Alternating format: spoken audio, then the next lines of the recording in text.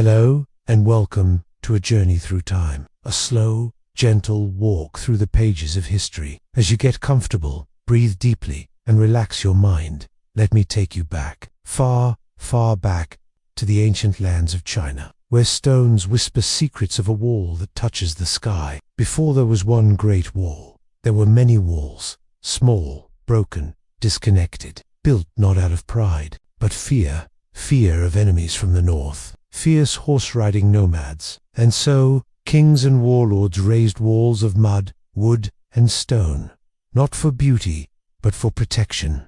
Let us go back to around the 7th century BCE. During the spring and autumn period of Chinese history, many small states ruled parts of what we now call China. They fought, they traded, they survived. To protect their borders from raids, they built earthen ramparts, guarded by soldiers with spears and torches. These walls were not yet great, but they were the beginning, a whisper of what was to come. As time moved slowly forward, these states turned into even stronger kingdoms, and eventually, the era of the warring states began, around 475 BC. During this time, 7 major states battled for control: Chu, Yan, Han, Wei, and Qin.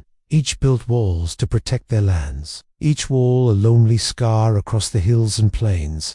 Now, close your eyes and imagine mountains covered with morning mist, soldiers dressed in simple armor, the sound of pickaxes tapping, and walls rising slowly from dirt and determination. But the true transformation began with one man, one ruler who saw not just walls, but a united empire. His name was Qin Shi Huang, the first emperor of a united China. When he came to power in 221 BCE, he defeated the rival states, one by one, and with them, he inherited their broken, scattered walls. He did not want them broken. He wanted them joined, repaired, linked, strengthened, and so the Great Wall was born.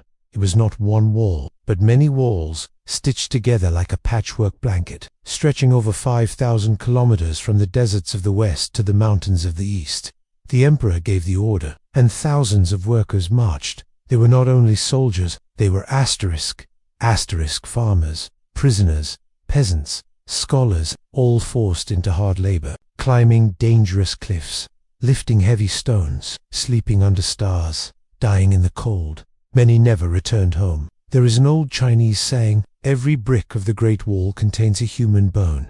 It may not be true, but the pain and sacrifice are real. Day by day, stone by stone, the wall grew, winding like a dragon over hills and valleys. This was not a peaceful time. The Xiongnu, a fierce nomadic people from the north, raided Chinese lands again and again. The wall was the only shield, but also a symbol of fear. It wasn't built only to keep enemies out, it was also to control those within. Watchtowers were built every few hundred meters. Soldiers lit signal fires to warn of attacks. If smoke rose from one tower, another would respond, and another, like a silent scream through the wind. But the Great Wall, even in its might, was never truly enough. The Xiongnu were skilled riders, fast and wild. They often found weak points. They crossed deserts. They rode through mountain passes, and they reminded China that no wall could ever be perfect. After Qin Shi Huang's death, his dynasty collapsed. The wall began to crumble. But the dream of the wall never died. Let your breath soften. Feel the quiet hum of history settle in your bones.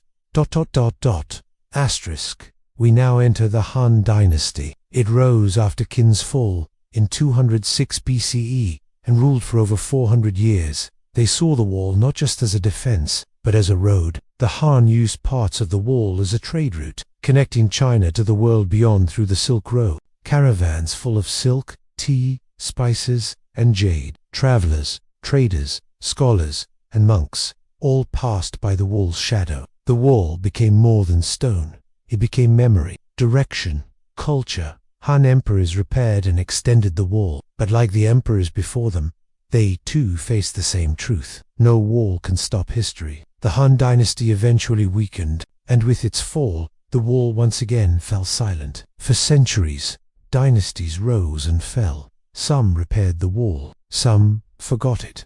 Time weathered the stones. The wind sang over abandoned towers, But the Great Wall always waited, like an old guardian, silent, proud, and patient.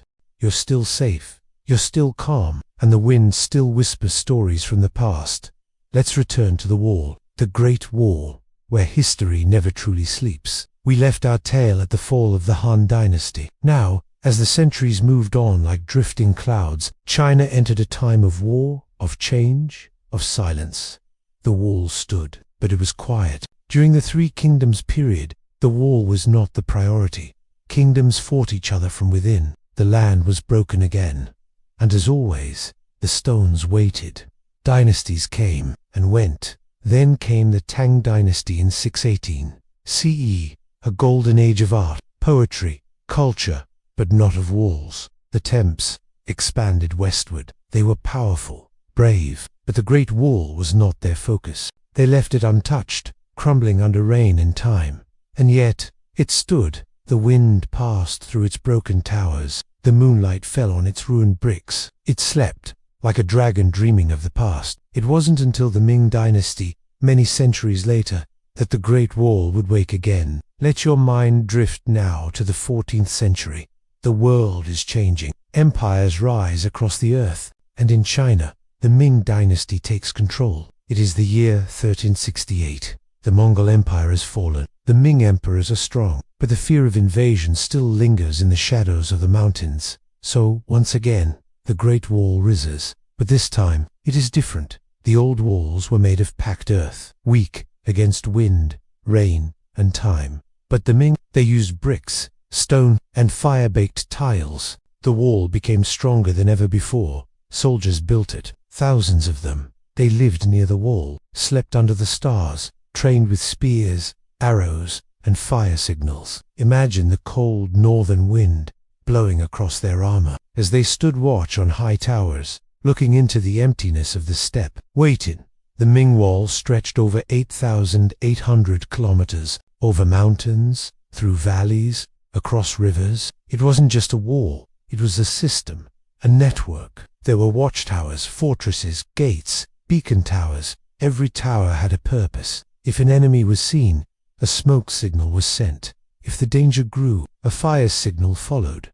And from one tower to the next, the message would fly like wind, fast, silent, ancient. The most famous parts of the wall that tourists visit today were built by the Ming. Places like Baodeling, Mutianyu, and Juyongpa, strong, majestic, made not just for war, but for pride. The Ming saw the wall as a statement, a symbol of strength, of order, of civilization, holding back the wild north. But once again, the truth is not so simple, because even this mighty wall could not stop history. Let's pause now and rest here. You may be wondering, did the Great Wall truly stop the enemies? The answer is, not always. In 1644, something unexpected happened. The Ming Dynasty was in trouble. There was rebellion inside the empire, and pressure from outside. A general, Wu Songui, opened the gates at Shanhai Pass to let in the Manchu armies from the north. Yes, the wall was strong, but one open gate, one decision, changed everything. The Manchus entered, and the Qing Dynasty began. Once again, the wall had failed, not because of weakness, but because of men. The Qing emperors ruled for centuries, but they did not care much for the wall. They expanded their empire far north, and the wall lost its importance. So once again, it crumbled into silence. The sun rose over its mossy stones. The birds nested in forgotten towers, and the Great Wall became a memory. The wall in modern times now. Let your mind slowly drift to the 20th century. China is waking from a long sleep. Revolutions, wars, and change rush like storms through its lands. In this modern age, the Great Wall is no longer a shield, but people begin to see it differently, not as a weapon, but as a wonder. In the 1950s, the Chinese government began to protect parts of the wall, and in 1987, it was declared a UNESCO World Heritage Site. The world remembered, the world respected. Tourists came from every corner of the earth to walk on its ancient stones, to feel the weight of centuries under their feet. But still, much of the wall lies forgotten, ruined, lost, overgrown by weeds and time. Because remember, the wall is not just one line. It is thousands of miles long, built over 2,000 years by millions of hands. Some parts will never be found again, but they still whisper in the wind, their stories carried by sand and silence. You're safe, you're still, the world is quiet around you, and the wind still carries stories from the stones of the Great Wall of China. In the last part, we watch the wall rise and fall, through emperors and dynasties, through war and peace. Now, we listen not just to history, but to myth, to legends, to the heart and soul of the wall itself. Because for many, the Great Wall is not just made of bricks and stones. It is made of spirits, of sorrow, of sacrifice. Let me tell you the story of one such soul, the legend of Meng Jiangnu, a long, long time ago. In the time of the Qin Dynasty, there lived a gentle woman named Meng Jiangnu. She was kind, her voice soft, and her heart full of love. She married a man named Fan Qi, but soon after their wedding, he was taken away, forced to work on the Great Wall, where days turned to weeks, weeks into months, and no letter, no message. Came Meng waited, she cried, but silence answered her every time. One day, she decided she could wait no longer. She packed a bundle of warm clothes for her husband, and walked. She walked 4 miles, across rivers, over mountains, through snow, wind, and sun, asking strangers, crying softly, searching for Fan. When she finally reached the construction site, they told her the truth. Fan was gone. He had died building the wall, and his body was buried inside it. Meng Jiangnu collapsed. She wept, and her tears were louder than thunder. It is said that her cries were so powerful that a section of the wall crumbled, and out of the rubble, the bones of her husband were returned to her. She buried him properly, under the open sky, and vanished. Some say she threw herself into the sea. Others say she still walks the wall, her footsteps lost in the wind.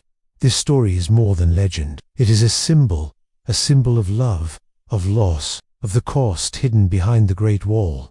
Whispers of the past, ghost stories of the wall. Now close your eyes, let your breathing slow, and imagine a quiet night along the wall.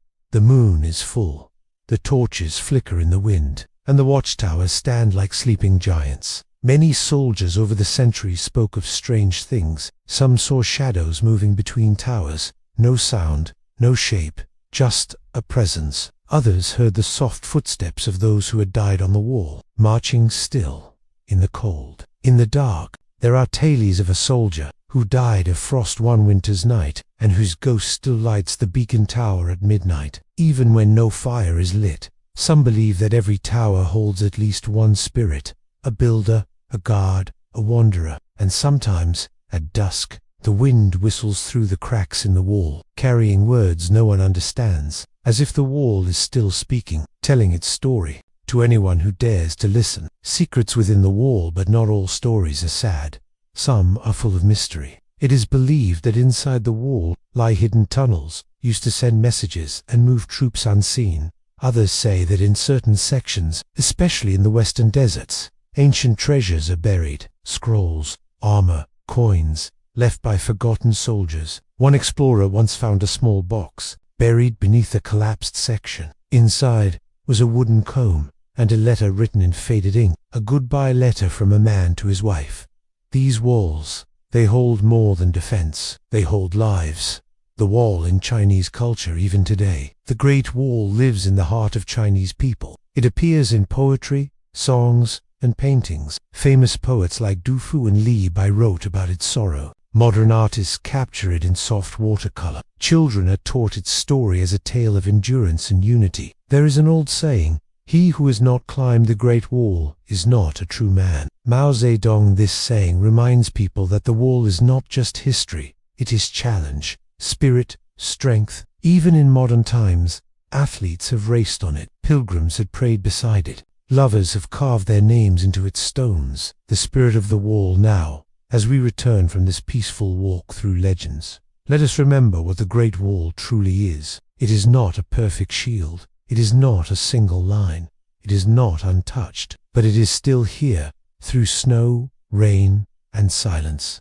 It waits, it watches, and when the wind blows across the mountains, it carries with it the voices of 1,000,000 souls who built, fought, loved, and died beneath its shadow.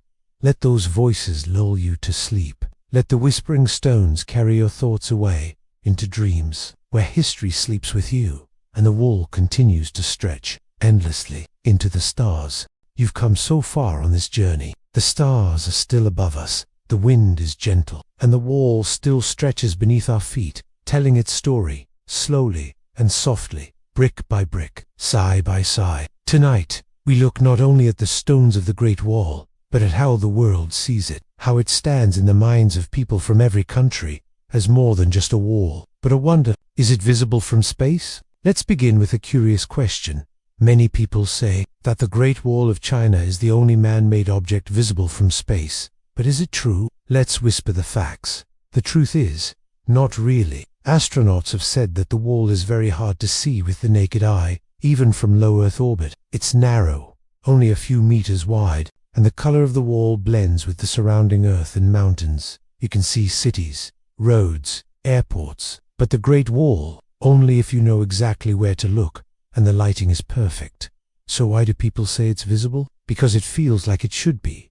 It's so long, so ancient, so legendary. We want to believe it reaches the sky. Even if our eyes cannot see it from above, our hearts do. And sometimes, that's what matters. The wall among the seven wonders. The Great Wall is not just a part of China's history, it's a part of humanity's story. In 2007, after millions of votes from people around the globe, the wall was named one of the new seven wonders of the world. It stands alongside other magnificent creations, the pyramids of Egypt, Machu, the Taj Mahal, Chichen, the Colosseum, and Petra. Each of them tells a story of human achievement, and the wall is perhaps the longest, slowest, and most enduring story of them all. It is not one building. It is 1,000 lifetimes, a ribbon of stone across time. Preservation and the wall's future as we move through the 21st century. A question floats gently through the air. Can the Great Wall survive the future? Parts of it already struggle. Wind, rain, erosion, and even tourists all slowly wear it down. More than 30% of the wall is in ruins or disappearing. Villagers once used bricks from the wall to build homes. Animals dug beneath its foundations. And over time, some towers have simply crumbled. But hope is not lost. The Chinese government has created protection programs. Volunteers hike to remote areas to clean and restore forgotten sections. Drones and satellite imaging help scientists track its condition. And more people, young and old, are learning about the wall's beauty and importance. Because if the wall is to survive, it must live in the minds of people, not just in the mountains. The wall and modern imagination today. Millions of people visit the wall each year. They take photos, hold hands, whisper promises into the wind. The wall has appeared in movies, books, and video games. You may have seen it in The Great Wall, starring Matt Damon, animated films like Mulan, documentaries across every language. But none of those truly capture the silence of the wall, the feeling of standing alone on it, hearing only the wind, and wondering who walked here before you. Even those who never visit the wall dream of it, because it lives in the collective soul of the world. What does the Great Wall mean today? The wall once divided people. It separated China from the other, from nomads, warriors, the unknown. But now, it unites. It brings travelers, scholars, dreamers together. It is a symbol of strength, endurance, imagination, and peace through time. Some say it is a warning, a reminder of fear and control. Others say it is a lesson, that even the longest walls can't stop history. But most see it as a marvel, not because it was perfect, but because it was human, built with hope, held together by effort, and remembered through whispers. Let's rest here a while. Now, dear listener, as the final stars of this chapter begin to fade, let your breathing slow, let your eyes become heavy. You have walked across centuries. You have heard stones speak, and watched walls rise and fall with empires. The Great Wall of China still stands. It is not just a line on a map. It is the thread of 1,000 voices, woven through time. And maybe tonight, as you sleep, you'll dream of walking it, not in the heat of day, but under the soft glow of moonlight, where every brick tells a bedtime story, just for you. You've walked so far with me, through time, through myth, through mountain winds and moonlit bricks. And yet, the Great Wall still has more to whisper. Tonight, in this quiet part of the journey, we won't just look at the wall's past. We'll explore the unusual, the unexpected, and the deeply symbolic meaning behind this sleeping giant of stone. So let your body relax, let your breath slow, and come with me as we walk into the secrets of the wall. Surprising facts about the wall. We know the wall is long, ancient, legendary. But did you know? Fact 1. It's not one wall. That's right. The Great Wall is actually made of many walls, built by different dynasties, at different times, using different materials. Some are made of stone, some of brick, others of tamped earth, or even reed and sand in the western deserts. Fact 2. The full length is over 21,000 kilometers. That's longer than the equator. It winds like a dragon over hills, rivers, valleys, deserts, and grasslands. Fact 3. The wall has its own alphabet. Ancient builders left behind carved stamps, dates, and inscriptions on bricks. These markings helped track which military units built each section. Fact 4. The wall had secret passageways. In some sections, hidden doors were built into the wall. They allowed spies or soldiers to slip in and out unseen, in total silence. Fact 5. Animals helped build it. In the early days, builders used mules, camels, and even oxen to carry heavy stones up steep hills. Some workers even believed that certain birds like cranes guided them safely home when storms hit the camps. These little things are like cracks in the stone where truth peeks out. Symbolism of the Great Wall in Chinese thought. In ancient Chinese philosophy, everything has a meaning deeper than its surface. The Great Wall isn't just stone and sweat, it is a symbol. Let's look at some of the quiet meanings hidden within its shadow. Yin and yang, balance in opposites. The wall separates two worlds, the inside, filled with cities, farms, and culture, and the outside, wild steppe, nomads, and the unknown. But in Chinese thought, yin and yang are not enemies. They are necessary opposites.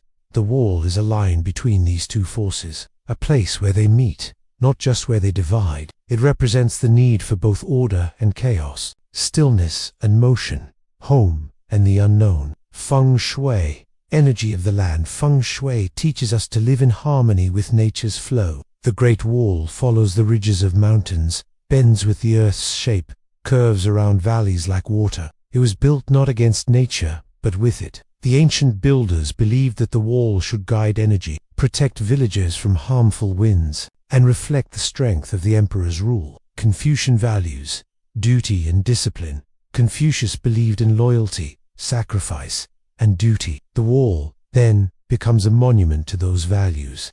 Men left families behind, endured hardship, all to serve a greater whole. For some, this is inspiring. For others, haunting. But it speaks of a time when the state was greater than the self, and the wall was its skin. Other strange legends and beliefs. You've already heard the story of Mangjia, the grieving widow whose tears broke the wall.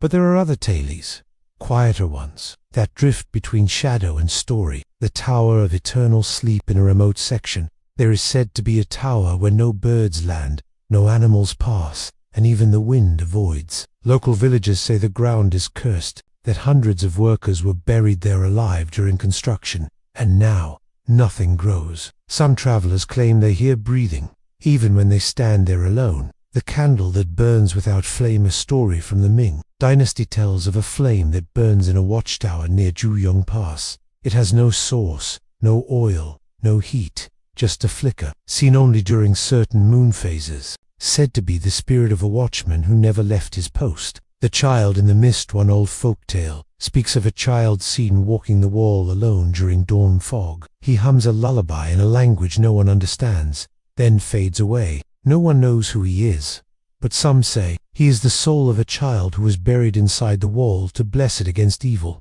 True or not, these stories keep the wall alive in the minds of those who listen closely. How the wall changed the world. The Great Wall didn't just shape China, it shaped the world. Here's how. Cultural identity. The wall gave China a sense of being unique. It drew a line between us and them, and created a sense of inner civilization and outer wilderness. Trade and the Silk Road. The wall didn't block all travel, it guided it. Along the Silk Road, the wall stood like a silent guardian. Merchants from Persia, India, Arabia, and even Europe followed its path to enter Chinese cities. Military evolution. As raiders found ways around the wall, China learned new tactics. They built better weapons, towers, and patrols. It wasn't just defense, it was learning, tourism and modern myth. In modern times, the wall became a symbol of what humans can achieve, not through speed, but through patience. From emperors to emperors, from hands to hands, the wall was built slowly, like a dream stretched across centuries. Let us rest here. And now, you've heard the unusual, you've felt the deeper meanings. You've walked not just on stone, but through the soul of the wall itself. The Great Wall is no longer just history, it is poetry, it is memory, it is every dream that takes time, and every journey that must be walked, step by slow step. Close your eyes now, let your breath rise and fall like mountain winds, and imagine the wall beneath a starlit sky, stretching on forever, watching, waiting, whispering. Gentle traveler, you've listened to legends, walked through silence, heard the stones sing under moonlight, but now, let us listen closely to the distant thunder of hooves, to the crackle of signal fires, to the sharp, fleeting echoes of arrows in the wind. Because the Great Wall was not only a monument, it was once a battlefield. Tonight, we drift through the walls of the wall, not with fear, but with understanding, in whispers, as always. Why the wall was built for battle long before it became a wonder of the world. The wall was built for one purpose: defense. From the earliest times, China's heartland was rich and fertile, but the lands to the north were wild, vast, and home to powerful nomadic tribes. These tribes were not evil. They had their own way of life, fast, mobile, free. They did not build cities. They built empires on horseback. China feared these lightning-fast warriors, and so stone rose to meet horse. The enemies from the north, let softly meet the warriors. The wall was meant to stop. The Zhong knew. During the Han Dynasty, these fierce raiders from the steppe launched deep attacks into Chinese lands. The Mongols, led by Genghis Khan and his successors, they became the greatest threat the wall ever faced. The Manchus, from the northeast forests, they eventually passed the wall and ruled China as the Qin Dynasty. Each of them came from beyond the mountains, with banners, drums, and thunder beneath their horses. The wall's defense system, the Great Wall, was never just a line in the sand. It was a military network. Let's walk through it, slowly and quietly. Beacon towers, every few kilometers, stood tall watchtowers. At night, if danger came, the soldiers would light a fire. In the day, they used smoke. Each fire was a message, each tower a voice in the chain of warning. Barracks and garrisons, thousands of soldiers lived right on the wall. They trained, patrolled, and waited. They cooked, sharpened arrows, told stories, and watched the northern horizon. Strategic passes, areas like Juyuguan, Shanhai Pass, and Juyongguan, were heavily fortified with gates, trap systems, and layered walls. These passes were like locked doors, and only those trusted could pass through. Arrow slits and stone traps. Soldiers fired arrows through tiny wall openings. Boiling water and stones could be dropped on climbing invaders. The wall was not passive. It was prepared. Famous battles along the wall now. Let me gently tell you of some of the battles that once rumbled here. The battle at Yanmen Pass during the Tang Dynasty. General Li Jing used clever traps and ambushes to push back Turkic invaders. The wall's narrow mountain passes gave him the advantage. No army could move fast in such terrain. The wall guided the battle. Mongol sieges, 13th century. The Mongols, led by Genghis Khan and his grandsons, did not fear the wall. They rode far west, found weak points, and circled around the defenses. Sometimes they bribed guards to open the gates. The wall slowed them, but it could not stop them. 1644, the fall of the Ming. The most famous breach of the wall happened, not by battle, but by betrayal. General Wu Sengui, facing rebellion inside China, opened the Shanhai Pass to let the Manchus in. The Qing Dynasty began. The wall stood, but human hands opened the door. Life as a soldier on the wall. Let's walk now, in the boots of a soldier. He wakes before dawn.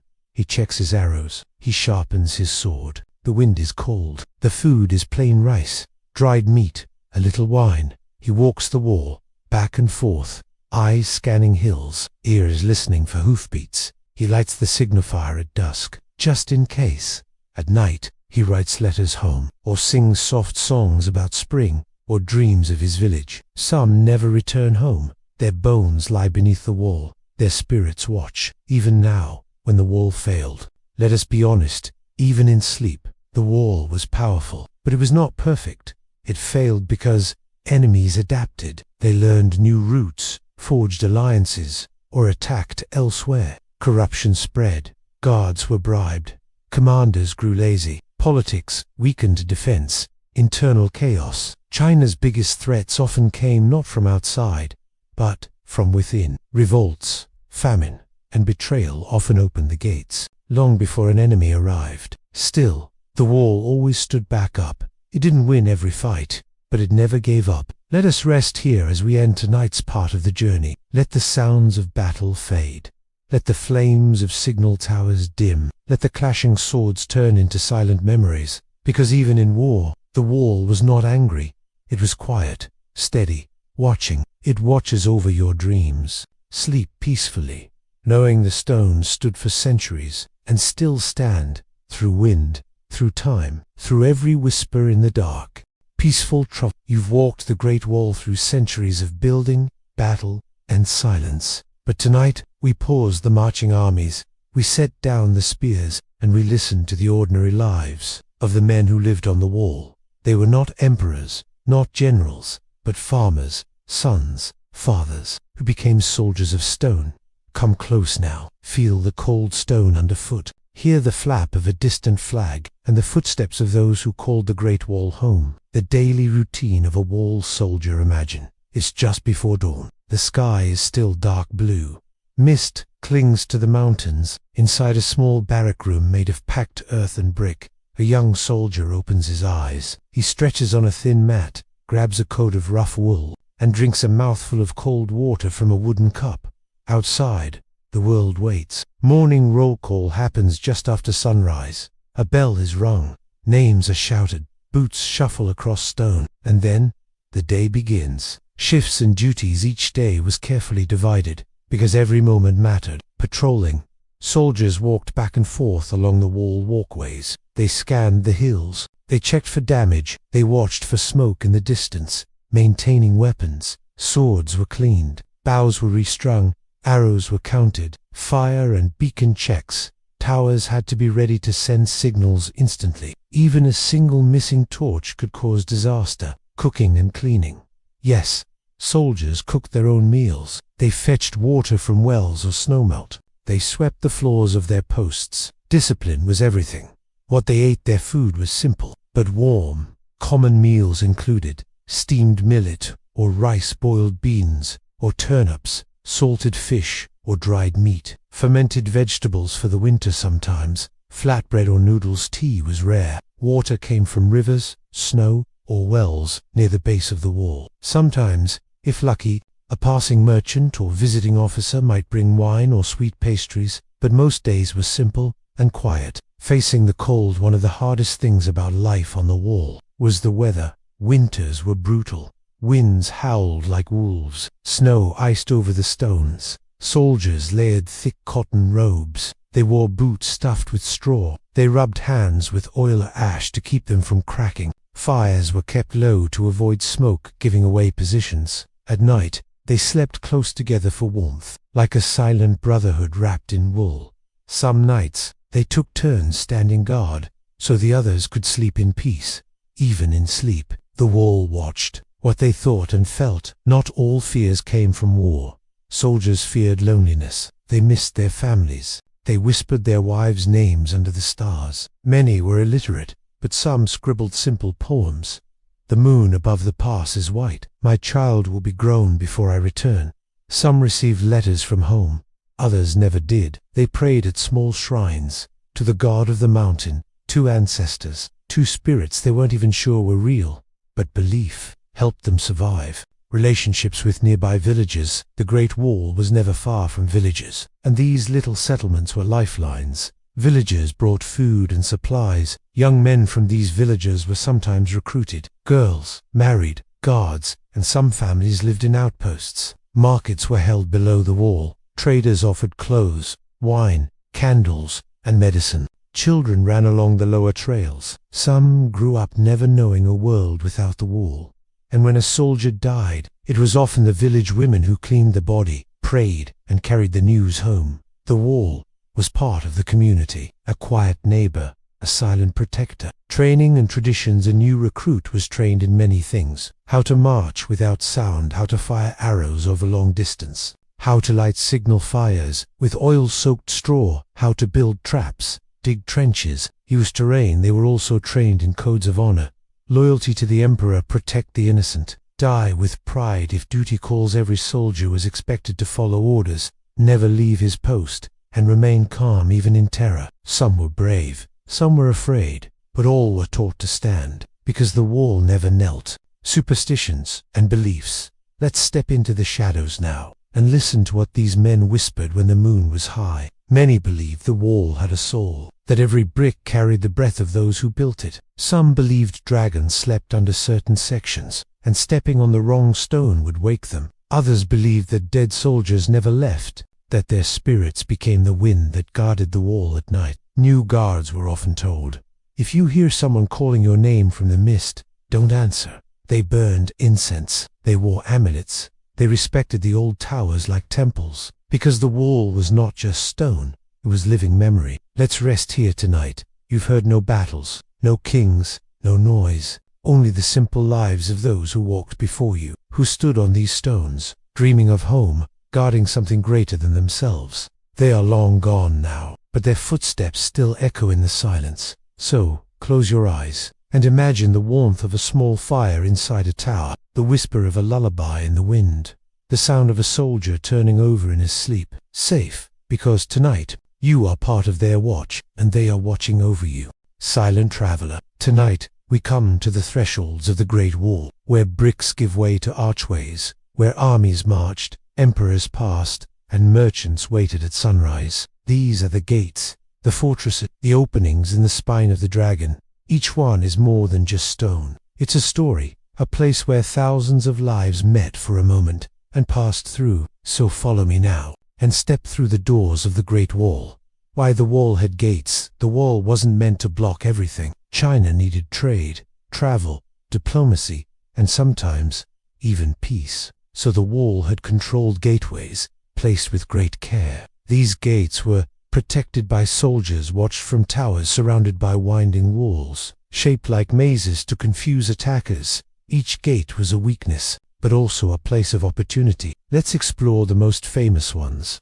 One whisper at a time. Joyugan Pass, the western gate of the wall. Let's begin at the far western edge, the last gate under heaven. It stands where the wall meets the Gobi Desert. Beyond it lies the ancient Silk Road, and then emptiness. This massive fortress was built in the Qin Dynasty. Its walls stretch 11 meters high. Its outer moat once shimmered with cold desert water. Jojuguan was not just a gate, it was a warning. If you were exiled from the empire, this was where you were cast out.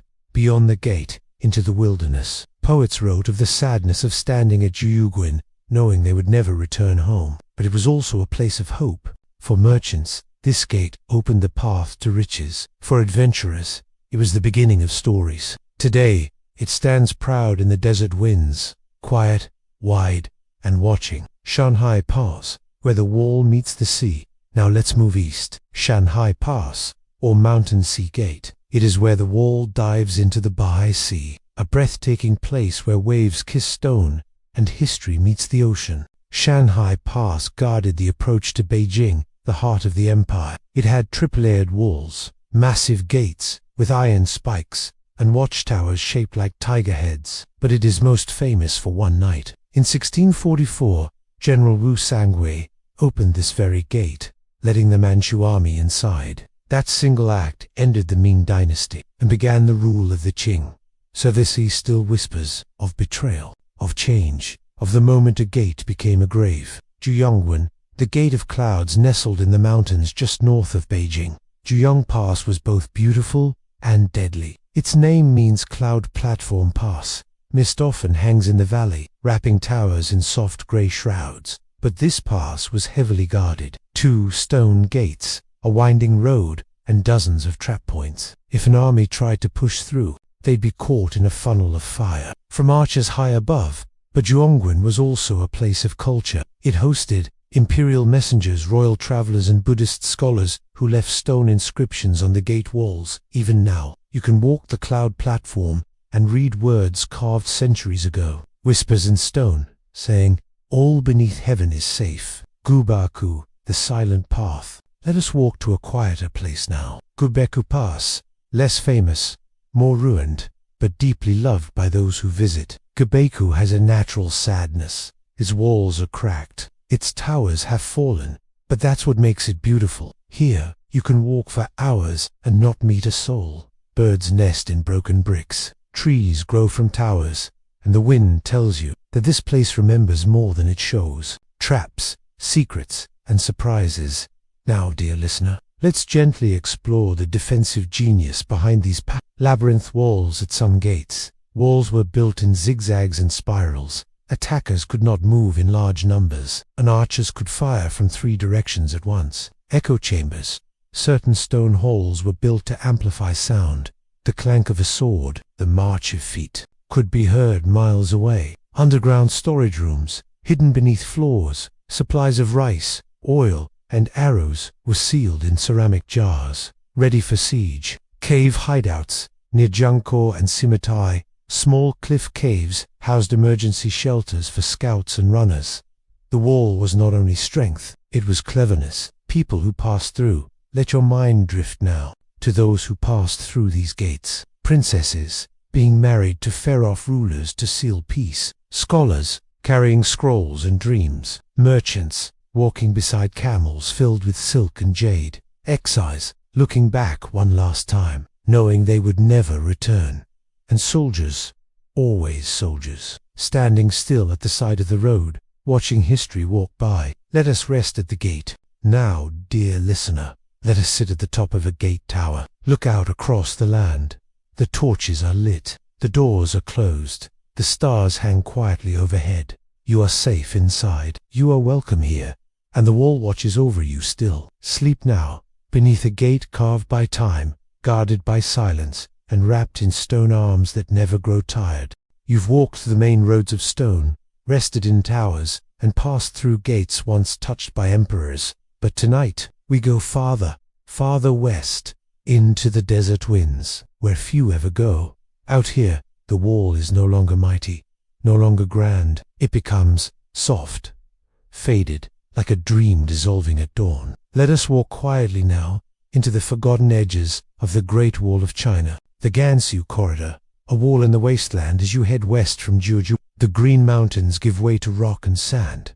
This region is known as the Gansu Corridor, a long, narrow valley between the Tibetan Plateau and the Mongolian steppe. It was the lifeline of the ancient Silk Road, and yes, even here, the wall followed. But the wall in Gansu is not made of strong stone. It is made of tamped earth, mud, and straw, because stone was rare, and time, cruel. Yet these walls still rise, in broken ridges, fading into hills, as if they are part of the land itself. Yumengguan, the Jade Gate. Let us stop now, at a place of legend. Yumengguan, the Jade Gate Pass.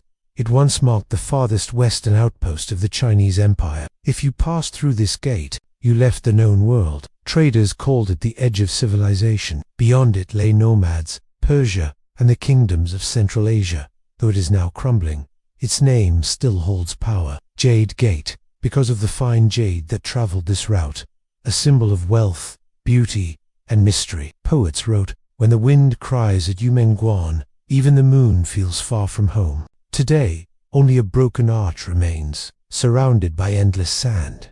But if you close your eyes, you can still hear the soft shuffle of camel hooves. Yangguan, the Sun Gate. Not far from the Jade Gate lies Yangguan, the Sun Gate. It was another western frontier, built during the Han Dynasty. Famous poet Wang Wei once wrote, "My friend is leaving west of Ang. No more old friends will be seen from now on." Yangguan was less military, more emotional, a place where friends said goodbye, where soldiers cried quietly, knowing they might not return. Today, a single watchtower still stands here, weathered by sun and surrounded by wild desert plants. You can still climb its narrow steps, and if you do, you might see the same sun that soldiers once saluted before riding off into the unknown. The wall meets the Silk Road as the Great Wall stretched west. It didn't just defend, it guided. The wall helped shape the roots of the Silk Road, the ancient trade network that connected China to the world. Merchants carrying silk tea, porcelain, paper met.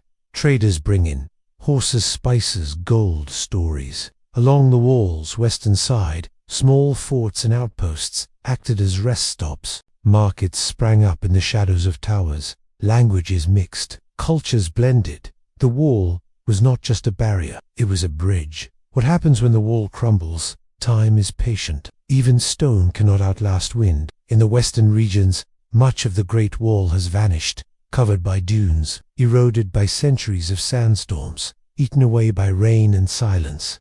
And yet, its presence remains. Locals still call ridges the Old Dragon. Ancient bricks are sometimes found in fields. Children are warned not to play too close to old towers, because even in ruin, the wall remembers. Footprints in the dust. Imagine now. A lone rider approaches what's left of a wall tower. It is dusk. He lights a small fire, leans against the wind-worn bricks, and watches the stars. This is no longer a place of battle. It is a place of peace, where history sleeps, where dreams fade gently, where the past leaves only footprints in the dust. End of the wall, or the beginning of memory? So many ask, where does the wall end? But the real answer is, it never ends. It continues in the ripple of the sand, the curve of a ridge, the wind that follows the same path. It always has. It continues in your memory, in this very moment, as you rest and remember a wall that once stood tall in the wilderness, and maybe still does. Let us rest among ruins. And now, dear listener, sit with me beneath a cracked watchtower. Let the stars shine through the broken roof. Let the desert be soft around you, and let the ghosts of tired soldiers whisper one last good night. Because here, at the edge of the world, there is no fear, no war, only dust and dreams. Sleep peacefully, knowing the wall still holds you, even as it fades from sight. You've seen towers rise, felt the cold wind in mountain passes, and watched the wall stretch into the sand.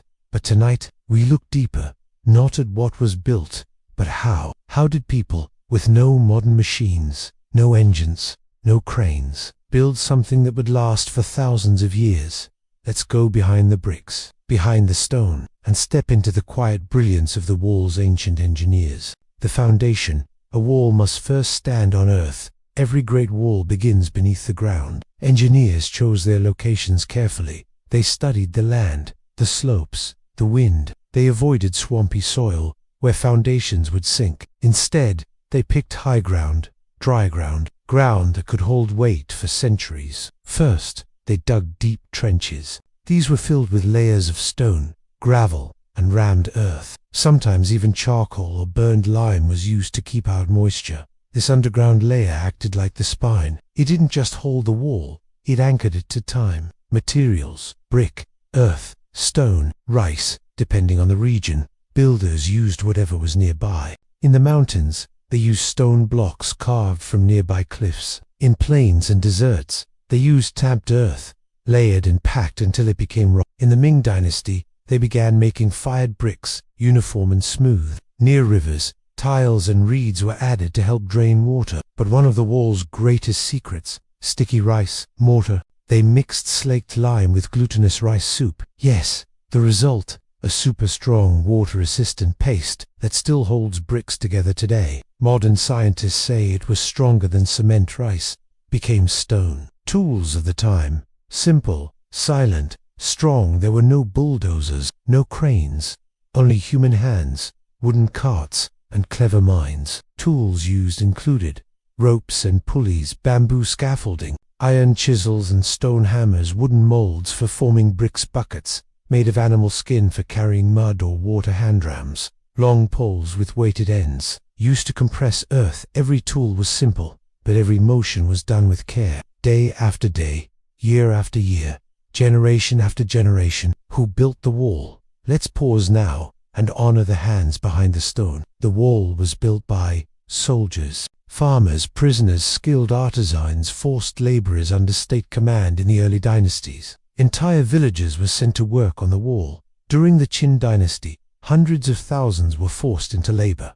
Some never returned. They worked in extreme cold, under burning suns, with little food and little rest. They died and were often buried inside the wall itself. That's why some call it the longest graveyard on earth. Let us now whisper a small prayer for those nameless builders whose hands still hold the wall together. The building process. One layer at a time. Here's how a section of the wall was made. Trench dug for foundation. Stone or compacted earth-based laid. Wooden molds used to shape walls. Earth or mud poured and pounded layer by layer. After drying, more layers added. Up to 7 to 8 meters high bricks laid on outer layers for strength and beauty. Watchtowers, battlements, and stairs added on top. Each section took years. Some took decades, but none were rushed. Because to the builders, the wall was not just defense, it was duty. A gift for generations yet unborn. Bridges, tunnels, and water gates. The wall wasn't just straight stone. It crossed rivers, spanned valleys, and sometimes hid beneath the ground. Arched bridges were built with layered stone techniques. Water gates were carved into the wall, allowing rivers to flow through without weakening it. Tunnels were dug beneath the wall to move food or people in emergencies. In some places, walls were angled to deflect wind or resist siege weapons. The wall was flexible. Smart, it changed with the land and adapted to the challenge. Measuring and planning. Ancient geometry. Chinese engineers used knotted ropes for measurement levels made with water bowls. Early compasses for direction, stars and sun positions for aligning towers. Even without computers, they could calculate distances, slopes, and alignment with astonishing accuracy. 1,000 years before the world had GPS, the wall followed a perfect path through mountains and mist. The sound of the hammer. Imagine now, standing on a mountain ledge, you hear the tap tap tap of stone chisels echoing across the valley. You see a line of workers, their backs bent, their hands raw, but their hearts full of quiet strength. The sound of building was also the sound of hope. Let us rest beside the bricks. Tonight, you've walked with the builders. You've held the wooden mallet, mixed the sticky rice mortar, and placed your own brick on the wall of time.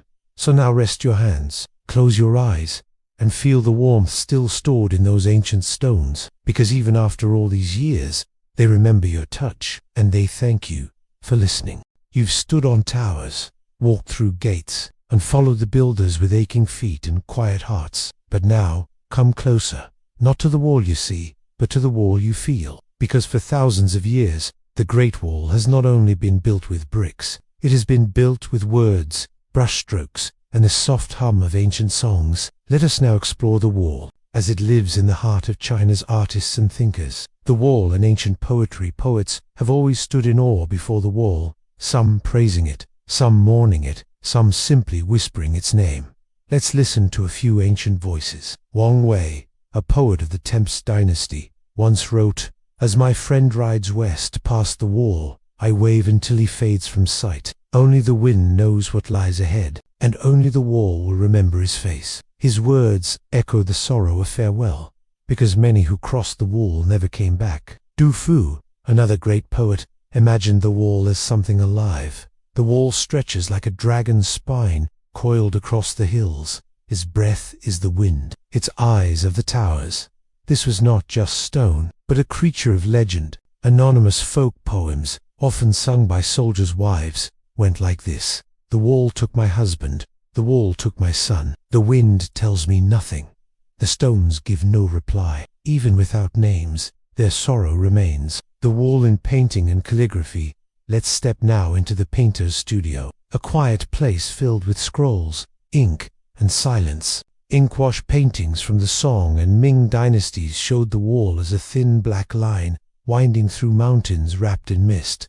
These were not photographs, they were feelings painted on silk. The wall often appears, half hidden in clouds, surrounded by cranes, deer, and pine trees, sometimes alone, as if it had no builder. Only existence. Calligraphers wrote bold characters beside it. Endurance, peace, heaven's gate. In their art, the wall became more than defense. It became a symbol. The wall in music and song. Do you hear it?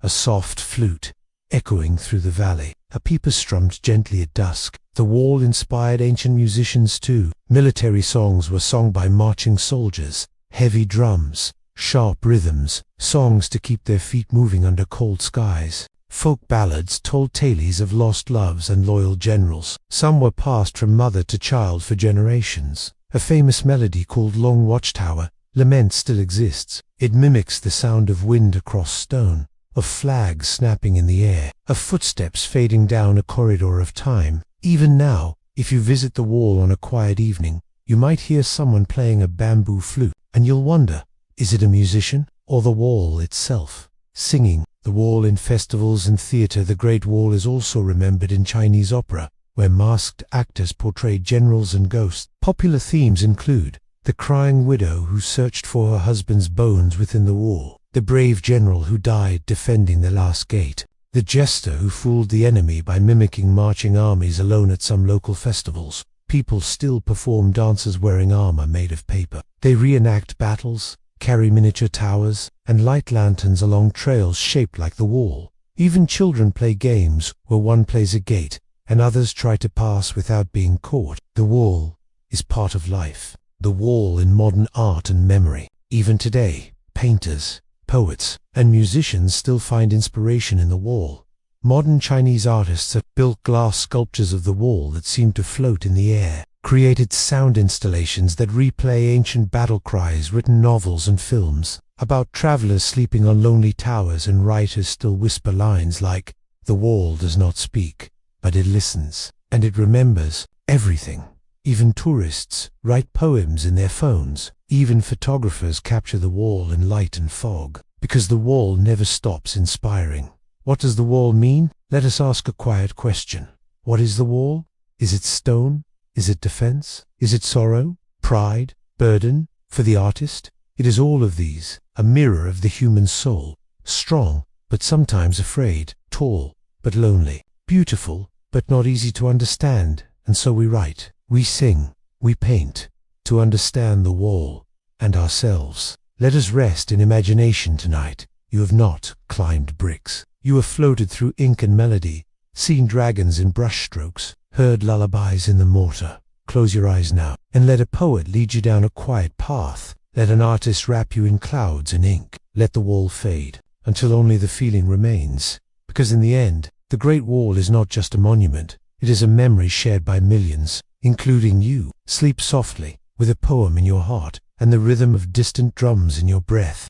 We've followed the wall from its earliest stones, through dynasties and deserts, through stories and songs, but now we reach a new era, the time of trains, cameras, and revolutions, a time when China changed forever, and the wall changed with it. Tonight, we'll discover how this ancient monument survived the firestorms of the 20th century, how it was nearly lost, then found again, by a world that almost forgot to listen. The wall in the age of war and revolution, the early 1900s, were not kind to the wall. China faced invasions by foreign powers, civil wars between rival armies, and the sweeping storm of the Cultural Revolution during this time. Many saw the wall not as history, but as a relic of feudalism, old, broken, useless. Some commanders stripped bricks from the wall to build roads or bases. Farmers took stones to make homes, wells, and barns. Even government officials allowed sections to fall into ruin. In some places, the wall was used as a trench. In others, it became a line of defense in modern battle. It no longer protected empires. It now protected people from the chaos of a new age. Rediscovery. Travelers and historians return in the 1980s as China opened its doors to the world again. The wall began to whisper louder. Foreign travelers came with backpacks and cameras. Chinese historians returned with notebooks and tape measures. They walked the broken trails, photographed the silent towers, mapped the hidden sections buried in vines and dust. And they saw something beautiful. Not a perfect wall, but a living ruin. A reminder of who we once were and what we still carry. Preservation begins in 1984. Something special happened. China's leader Deng Xiaoping launched a national campaign. Love China. Repair the wall. Donations poured in. Bricklayers and scholars worked side by side. Towers were rebuilt stone by stone. Paths were cleared. Signs were added. The wall slowly breathed again. In 1987, UNESCO declared the Great Wall a World Heritage Site. The world agreed. This must never be lost. The dangers of restoration, but restoration is not always gentle. Some parts were rebuilt with new cement. too smooth, too clean. Critics called it the fake wall. Others were left untouched, crumbling, wild, beautiful, but dangerous to walk. The debate began. Should the wall be preserved as it is, or restored to its original glory? Even today, this question echoes across the stones. The wall in modern media and imagination now. The wall lives in 1,000 forms. In films like Hero, The Great Wall, and documentaries seen worldwide, in books for children and scholars alike, in apps that let you walk the wall in virtual reality, in photographs hung in galleries around the world, and on travel posters showing sunrise over stone. Even astronauts say they've seen parts of the wall from space. It has become a symbol not just of China, but of tourism. Millions walk the wall every year. More than 10 million people visit the wall. They climb the steep steps at bat. They wander the wild ridges of They take selfies, listen to guides, and eat noodles at mountain. For many, it is a once-in-a-lifetime dream, and as their feet touch the stones, they become part of the story. Another whisper in the long, long memory. The threats that remain. But even now, the wall faces new dangers. Rain erodes the earthen walls. Plants grow in cracks and split bricks apart. Construction and development threaten untouched sections, and tourism brings crowds that can damage the quiet. Some parts of the wall are still crumbling in silence, unknown, unseen, unloved, but even these ruins have their own quiet power, a symbol for the future today. The wall is not just a wall. It is a national treasure, a UN monument, a symbol of strength, persistence, and unity, and a reminder of how much we can build. If we do not give up, children now learn about it in school. Artists paint it, drones fly over it, and hikers still walk its broken back in the moonlight. The wall lives because we remember it, and because you have taken the time to listen. Let us rest between past and present. Close your eyes now, dear listener. You stand between two worlds. Behind you, the old world of emperors and warriors. Before you, a world of memory and meaning. Breathe in the quiet, feel the chill of mountain air, and know you are part of a legacy that stretches farther than the wall itself. Sleep well, guarded by stone, surrounded by stars, and held gently by the hands of history. So far, we have explored the wall's history, its builders and battles, its gates and poetry, its fall and its rebirth. But tonight, we look beyond facts, beyond bricks, beyond history books. We listen to what cannot be proved, but still lives in stories told at night, by candlelight, beneath the stars. Let us now walk the haunted paths and magical corners of the Great Wall of China, the ghost bride of the wall. Our first legend begins at a crumbling tower, where winds always seem to blow colder than anywhere else. They say a young bride once waited there for her husband. He was a soldier, stationed at the wall, but one winter he never returned. She climbed the wall every day, wearing her wedding red, calling his name into the wind, waiting. One night, she vanished. Only her red scarf was found, caught on a broken stone. Now, travelers say they sometimes see her, a ghostly figure in red, standing on the wall, watching the horizon, forever waiting. Meng Jiangnu, the woman who brought down the wall. This is perhaps the most famous legend of all. Long ago, during the Qin Dynasty, a woman named Meng Jiangnu married a kind man named Fan Zi, but soon after their wedding, he was taken by force to build the Great Wall. Years passed, no letters came, no word of life or death. So Meng Jiangnu made a decision. She walked hundreds of miles to find him, bringing warm clothes for the cold season. When she reached the wall, she was told the truth. Her husband had died of exhaustion, and his bones had been buried inside the wall.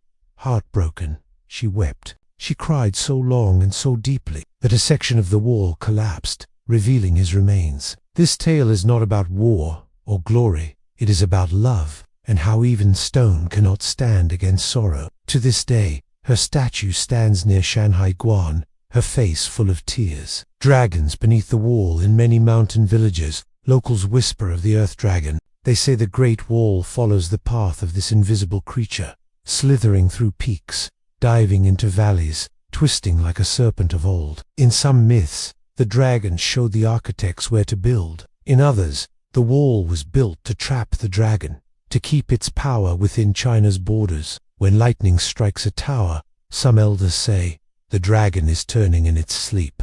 Bones in the wall. The Great Wall is sometimes called the longest graveyard on Earth. Legends say that the bodies of dead workers were buried inside the wall itself, mixed with the stone and earth.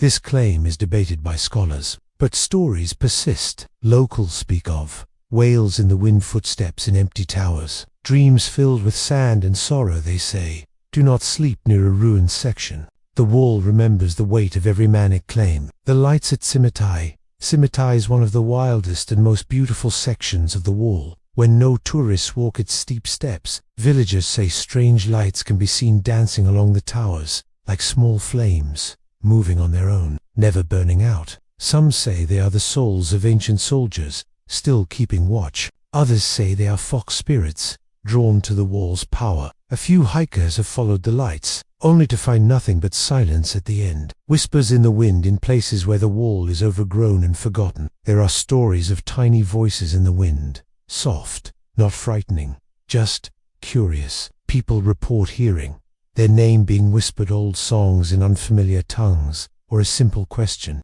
why are you here? Locals leave offerings, fruit, incense, folded paper, to keep the voices calm. Because the wall doesn't just hold history, it holds energy.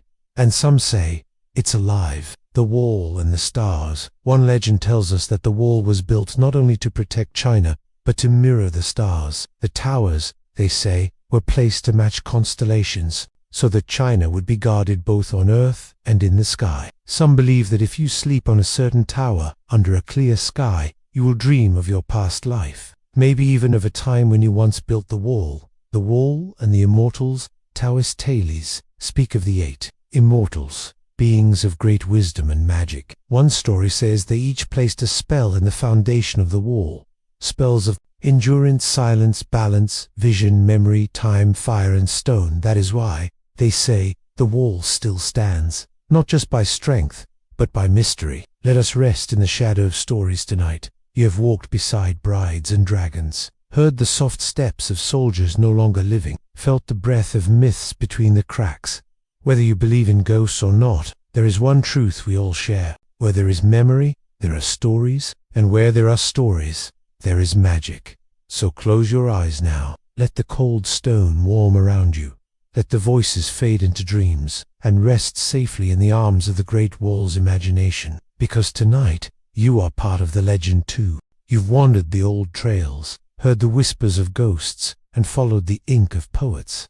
But tonight, we look outward, beyond China, beyond Asia, to see how the Great Wall has become a symbol not only of a nation, but of all human perseverance. Because, though it was built to divide, the wall now connects us, in awe, in wonder, in shared memory. Let us walk this path, from a Chinese emperor's dream, to the hearts of people across the globe. The wall, as a wonder of the world. The Great Wall of China is often called one of the 7 wonders of the medieval world. It stretches across more than 20,000 kilometers, through plains, forests, rivers, and desert. In many countries, children grow up hearing about it, in textbooks, in documentaries, in puzzles and posters. It stands beside the pyramids of Egypt, the Colosseum of Rome, the Taj Mahal of India. And though it was once meant to keep others out, it now welcomes millions from every corner of the earth. A symbol on maps, coins, and memory. The wall appears in Chinese passport stamps from over 40 nations,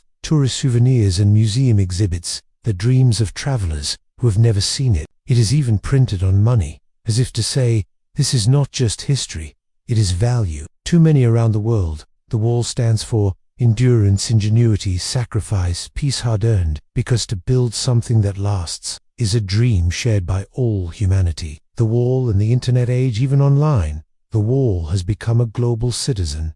Search engines show it as a backdrop. It is tagged in millions of photos. Drones fly over its curves and post videos seen by children in Ghana, Brazil, and Sweden. People around the world paint, write, and compose inspired by its image. Artists in Europe have sculpted modern metal dragons to represent it, recreated sections using LED lights, or told its story through modern dance. Its legacy is now borderless. What the wall means to different cultures. Different countries see different things in the wall. In China, it is national pride, identity, and continuity. In America, it is strength, mystery, and a marvel of human effort in Japan. It is admired as a symbol of timeless architecture in France. It is often linked to philosophy, man versus nature, time, and mortality in Brazil. It represents the dream to build something lasting.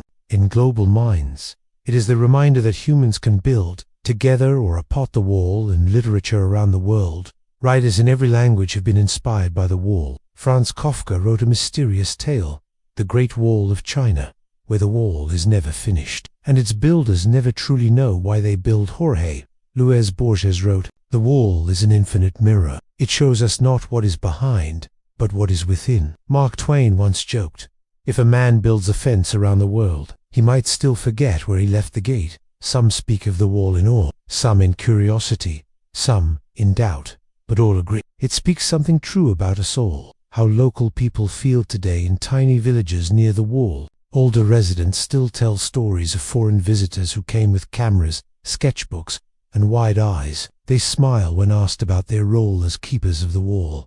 They say, the world may forget, but we walk beside it every day. Many now run guest houses for tourists. Others sell handmade models of wall towers. Some offer tea and stories in return for smiles. To them, the wall is not history. It is home.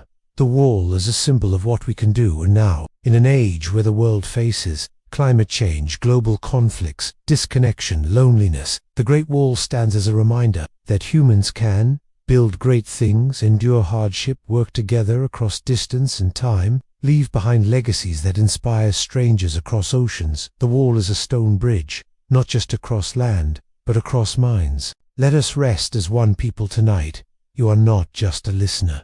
You are not just you are a part of a story that began over 2,000 years ago and still continues today. No matter where you are, no matter your name or language, the Great Wall belongs to you, too. So close your eyes. Let its strength become your own.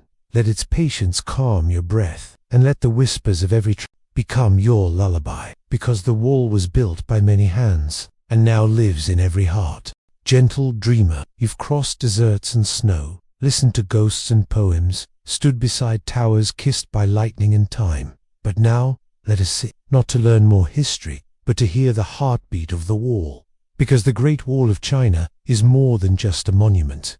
It is a teacher, and it speaks in the quiet language of stone, wind, and waiting. Let us now listen to what it teaches. Lesson 1. Time is a builder and a healer. The wall teaches us that time is not the enemy. It is the artisan of end. This wall took centuries to build. It was not rushed. It was not impatient. Stone by stone, generation by generation. The wall reminds us, anything worth keeping takes time. And even now, when storms erode its edges, the wall does not collapse all at once. It settles. It rests. It lets time pass through it, not against it. In your life, what are you building slowly? What parts of you need patience? The wall smiles gently and says, you're not late. You're lasting. Lesson 2. Strength can be silent. The wall does not shout. It does not beg for attention. It simply is. Day and night, through war and peace, through dynasties and droughts, it stands quietly. You don't hear the wall until you're near it. And even then, it speaks, not with words, but with presence. It teaches true strength does not need applause. It needs only purpose. You do not need to prove your strength. You only need to live it, silently, honestly, deeply. Just like the wall. Lesson 3. We are all made of broken parts. No section of the Great Wall is perfect. Some towers lean, some bricks are chipped, some stretches are nothing but dust and memory. And yet, the wall is still whole. Because wholeness does not mean perfection.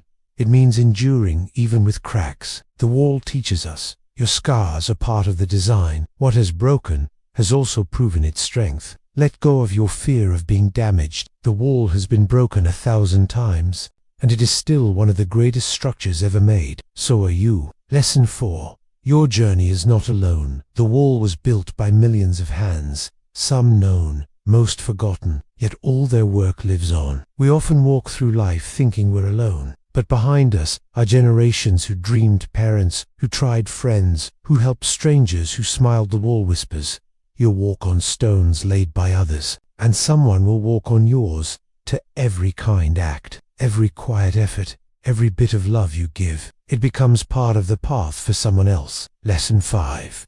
Stillness is sacred when you stand on the wall, and the wind hushes, and the world below goes quiet. You realize stillness is not emptiness. It is fullness without noise. The wall teaches there is power in the pause. In a world that races, you are allowed to breathe, to sit, to do nothing, and still be valuable. Let stillness enter your heart tonight. Let the silence of the wall remind you that peace does not always need movement. Sometimes it needs stillness. Lesson 6. Legacy lives in the invisible. The wall is so vast, and yet much of it is unseen, hidden under grass, buried in dust, forgotten by maps, and still it shapes the land, the people, the stories. The wall teaches what matters most is not always visible. Your quiet kindness, your silent endurance, your unseen work, they are part of something bigger than you will ever know. You are building a wall of love, of strength, of legacy, whether or not the world applauds. Let us rest with the wall tonight. The wall does not ask for anything. It only offers its silence, its story, its patient, enduring soul. Close your eyes now. Let your thoughts fall like bricks into place. Let your breath match the rhythm of ancient footsteps. And let the great wall cradle your dreams, because you, too, are strong. You, too, are sacred. You, too, will stand the test of time. Sleep well beneath the sky of centuries, with the strength of stone and the softness of silence. Dear, you've come so far, not in footsteps, but in wonder.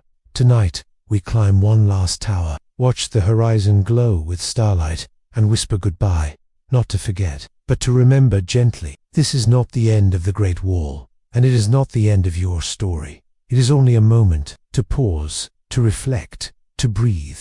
Let us now look back, softly and slowly. What we've seen, you've walked through time, from the Qin Dynasty, when the wall was a dream of unity, through the Han and Ming, when it grew longer, stronger, and wiser. You've met the builders who gave sweat and silence, the poets who saw dragons in its shadow, the ghosts who mourned in moonlight, the tourists who now carry its memory in their photos and hearts you've touched. Stone bricks shaped by hand, that legacy is built quietly, brick by brick, that we are stronger than we believe. It reminded us, you do not have to be loud to be powerful. You do not have to rush to arrive. You do not have to be perfect to be whole. You are already enough, exactly as you are. A final night on the wall, let us imagine. You are lying on a quiet watchtower. The sky above is soft and endless. The stars blink like old friends. The stone beneath your back is warm from the sun. The wind moves gently through the cracks. There is no battle tonight. No footsteps, no orders, no walls between you and peace. Only breath, only rest, only a feeling that something ancient and kind is watching over you, and always will be. A whispered goodbye. So now we leave the wall, not in sadness, but in peace. We carry with us the voices of the builders, the strength of mountains, the memory of dragons, the patience of stone. And if someday you find yourself tired, lost, or unsure, remember this: there is a wall inside you, built slowly, strongly, lovingly. It cannot be broken by fear. It cannot be washed away by time. It is you, always standing. Thank you for walking with me. Thank you for listening, for dreaming, for walking this journey with quiet heart. Tonight, let the story settle. Let the bricks rest. Let the past and present hold hands across your sleep, because even when you close your eyes, the wall remains inside you, around you, forever part of your peaceful world. Sleep deeply, sleep proudly, sleep well.